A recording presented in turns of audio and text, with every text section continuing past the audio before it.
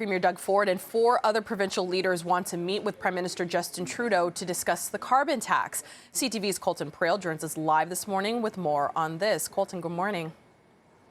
Good morning, Kayla. It is the latest in ratcheting political tensions. This conversation has been happening for weeks, and the open letter that we saw released on Friday, while it certainly isn't new, is the next step in this ask that we've seen from so many Conservative premiers across the country, and that includes some in Atlantic Canada who are taking advantage of the oil home heating exemption on the carbon tax, but who are describing that exemption as unfair, unequal, and unjust. And now we have Conservative premiers across Canada reiterating their calls to see that exemption expanded to all forms of home heating. We already know the federal government is under immense pressure on this, both politically from its constituents, but also from its opponents. The Conservatives and the NDP both say they're against this exemption, and now you have 5 premiers and the majority of Canadians represented in those provinces all saying, this isn't fair. We want it for our constituents as well. And when you consider the fact that half of Canadians are on natural gas,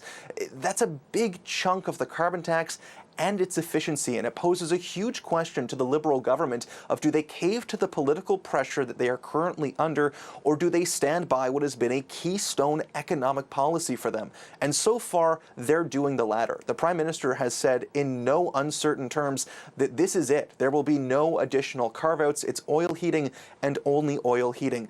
And for them, it works on the environmental side of things because only 3% of Canadian homes use oil heating, and that is the most polluting form of home heating. They're looking at this as a way to try and shift that green landscape, to incentivize people to move to electric heat pumps as a way to find more efficiencies, cleaner home heating methods, and move to a greener landscape in Eastern Canada.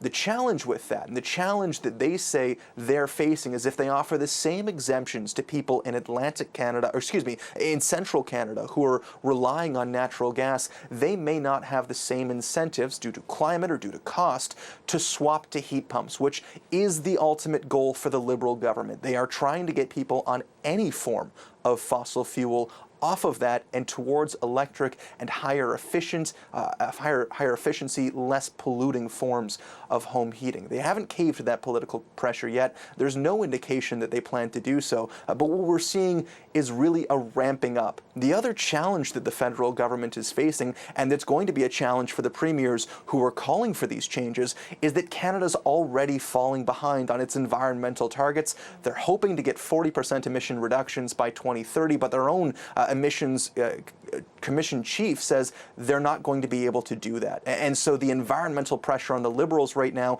does not align with what the premiers are calling for. And we're in this situation where both sides have been clear for the last 2 weeks. They stand where they stand. They're no closer to a middle ground. And really, it's just about seeing how high those tensions rise before one of the two sides cave. Kayla. Okay, CTV's Colton Prale with the very latest on the carbon tax situation with premiers and Prime Minister Justin Trudeau. Colton, thank you.